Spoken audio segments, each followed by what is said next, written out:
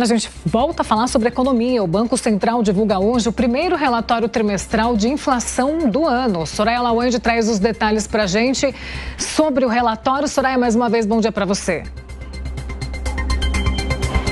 Oi, Paula, bom dia para você também, bom dia a todos. Exatamente, o Banco Central divulgou agora há pouco, tá? Esse primeiro relatório, então, trimestral da inflação do ano, trazendo um pouco do comportamento da inflação, quais as expectativas, então, para a inflação até o final do ano deste 2024, o que proporcionou, quais foram os elementos que acabaram influenciando nos resultados da inflação até agora. E também hoje, nessa quinta-feira, às 11 horas da manhã, o presidente do Banco Central, Roberto Campos Neto, juntamente com o diretor de política econômica, Diogo Guilhem, vão conceder uma entrevista coletiva para explicar e detalhar ainda mais esse relatório aqui na Avenida Paulista, onde fica o Banco Central, o edifício prédio do Banco Central. Eu vou trazer alguns pontos de destaque desse relatório, só para a gente introduzir o assunto, né?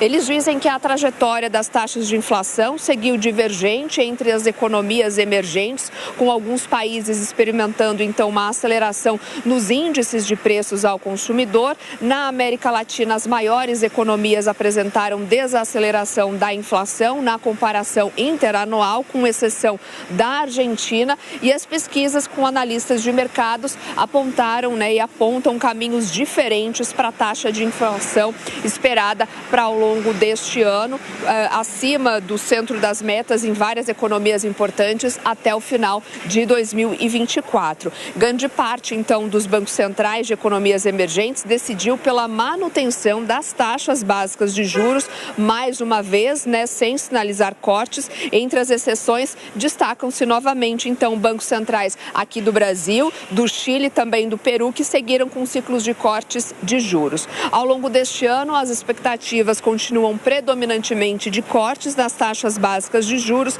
na grande parte dos países emergentes, e ainda há dúvidas aí persistindo sobre o momento do fim desse ciclo de cortes, também o nível final da taxa de juros. Eles também trazem aqui, em relação aos fundamentos responsáveis por essas flutuações, né, quais foram os motivos apontados nos preços, por exemplo, das commodities, que é o principal componente pelo lado da demanda, em particular também pela economia chinesa. Do lado da oferta, predominando choques relacionados com fatores geopolíticos, né? A gente vem falando muito como a guerra, por exemplo, da Ucrânia, as tensões no Oriente Médio acabam influenciando na macroeconomia.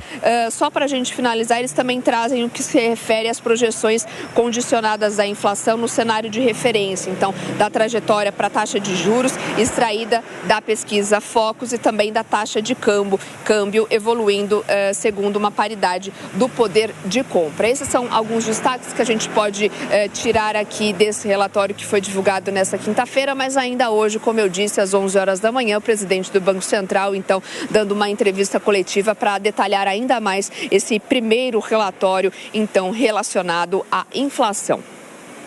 Isso aí, Soraya Lawande falando aqui de São Paulo. Valeu, Soraya. Daqui a pouco tem a Langani falando sobre a divulgação desse primeiro relatório trimestral da inflação. Até mais, Soraya.